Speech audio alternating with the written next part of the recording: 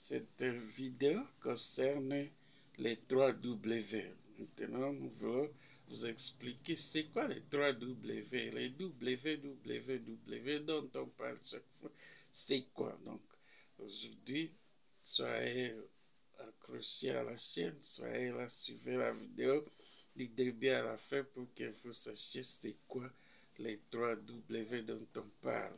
Donc, les 3W symbolisent les World Wide Web. C'est ça la traduction en anglais, le World Wide Web, c'est-à-dire le World, ça signifie la planète Terre, le Wide, ça signifie large, et le Web, c'est l'application que l'on utilise à l'Internet pour permettre aux gens de communiquer entre eux. C'est l'application qui supervise toutes les actions qui se passent sur l'Internet. Et aujourd'hui, donc, nous allons vous parler de ces 3W. Alors, je vous invite, si vous êtes nouveau sur la chaîne, c'est le moment de cliquer sur le bouton s'abonner, c'est le moment de cliquer sur la cloche de notification pour que YouTube, chaque fois que nous lançons une nouvelle vidéo, puisse vous alerter. Voilà, donc c'est un sujet très important. Chaque fois, nous avons parlé la fois dernière des protocoles Internet et maintenant nous voulons vous expliquer c'est quoi les 3W dont on parle. Tous les noms des sites commencent par 3W, les noms du site et ensuite les domaines. Et pourquoi on a voulu commencer par ça? C'est puisque c'est le web qui est l'application qui gère tous les fonctionnements, on peut le dire, tous les fonctionnements du réseau Internet. Et le web, donc, c'est l'application qui facilite le fonctionnement le fonctionnement de l'Internet. Toutes les actions qu'on fait à l'Internet sont supervisées par cette application web qui a été inventée par des informaticiens. Il y a l'informaticien Tim Berners et l'autre c'est Robert Kallio. Robert Kallio, ce sont les deux informaticiens qui ont conçu l'application web et c'est ça que nous utilisons jusqu'à aujourd'hui. Alors, les web ou les serveurs web, disons l'application web autorise ou fait fonctionner tous les services Internet sur cette toile-là, ces réseaux-là mondiaux. Donc, la gestion du fonctionnement de tous les services qui se passent à l'Internet sont gérés par cette application web. Alors, quels sont les services le web là peut nous fournir? On va vous parler de 8 services et le premier, on dit qu'il y a un annuaire web. C'est un site web qui répertorie tous les autres sites sur le web. Donc, ça, c'est le premier service. Il y a un site qui est chargé de répertorier tous les autres sites sur l'Internet et on appelle ça l'annuaire web. Le deuxième service, c'est le moteur de recherche. Tout moteur de recherche, c'est un service vous permettant de faire les recherches sur l'Internet. C'est comme le moteur Google, comme le moteur Yahoo, etc. Il y a beaucoup de moteurs de recherche. Et parmi ces moteurs, on regroupe dans ces moteurs-là beaucoup d'informations. Ça dépend de l'information que vous voulez chercher. Et quand vous voulez aller à l'intérieur pour la recherche, il y a donc ces moteurs-là. Il y a d'autres moteurs qui existent et le principal moteur que j'aime utiliser, c'est le Google.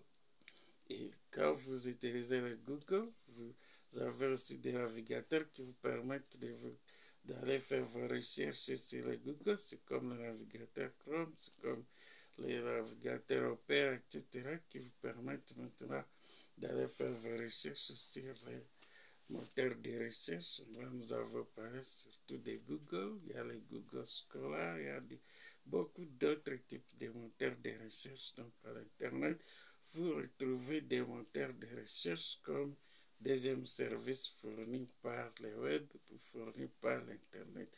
Donc, il y en a qui appellent Internet web, il y en a qui appellent aussi web l'Internet. Donc, ce sont des mots qu'on utilise parfois dans un sens ou dans un autre sens. Alors, ça, c'est donc le moteur de recherche. Le troisième service que le web nous offre, c'est le portail web. Le portail web, c'est un site qui tente de regrouper une palette d'informations sur le web. Donc, quand il y a un site qui cherche à regrouper les données qui se rapportent à un sujet quelconque, qui les met ensemble, les sites qui sont dans une palette d'informations quelconque, qui les place dans un groupe, ça, on appelle le portail web. Ça, c'est le troisième service que le web ou l'Internet peut nous fournir. Le quatrième service que le web nous procure, c'est il y a toujours un agrégateur web, c'est le quatrième service, donc l'agrégateur web, qui est un site web qui sélectionne et organise les autres sites sur le web et éventuellement il cherche à connaître les sites qui se rapportent sur le même domaine, les met ensemble et donc l'agrégateur web, c'est celui qui cherche à connaître les types d'informations fournies sur tel ou tel site et il cherche toujours à les sélectionner et à les placer dans une catégorie quelconque. Alors, il y a ce que l'on appelle sur le web ou sur l'Internet comme cinquième service, ce que l'on appelle des blogs. Ce sont des petits sites qui sont créés par les informaticiens dans le but de vous donner une matière spécifique quelconque. Par exemple, il peut y avoir un blog sur la santé, il peut y avoir un blog sur l'environnement, il peut y avoir un blog sur la botanique, etc. Donc, c'est un site qui regroupe des pages liées à un sujet bien spécifique. Donc, vous pouvez aussi créer votre blog sur l'Internet et ça vous permettra d'informer, de former les gens à partir de votre blog. Donc, c'est une partie du web où c'est vraiment un petit site sur lequel vous placez des informations qui sont liées à un sujet spécifique, à un sujet particulier. Le sixième service que le web peut vous offrir, c'est le webmail. Le webmail n'est autre qu'une messagerie sur le web. Si vous créez par exemple votre site aujourd'hui, un site de votre organisation, le webmail vous permettra alors de créer des mails de l'organisation et c'est un service qui s'offre souvent quand on crée un site. Donc, vous créez le site de votre entreprise, webmail sera là pour vous permettre de créer maintenant des mails de vos agents pour qu'ils puissent échanger tout en restant dans le cadre de votre entreprise. Pourquoi?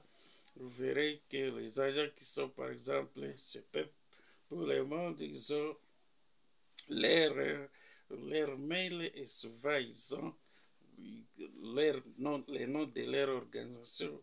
Vous les retrouverez toujours dans les mails qui sont produits par leur webmail. Il y en a de même, d'autres sociétés, d'autres organisations créent leur site et souvent le webmail qui est intégré leur permet de créer des mails propres à leur organisation. Je crois que dans la vidéo suivante, nous allons vous montrer comment vous pouvez créer votre propre adresse mail. C'est vraiment, si vous voulez communiquer, si vous voulez échanger des infos, si vous voulez écrire des messages sur l'Internet, il faut aussi avoir une adresse mail. Les autres appellent ça email, mais c'est toujours les services de messagerie que vous retrouvez sur l'Internet. Donc, dans la vidéo précédente, nous allons vous montrer comment vous pouvez aussi créer votre adresse mail. Je sais que c'est important dans ces dans ce 21e siècle, il faut toujours avoir une adresse mail.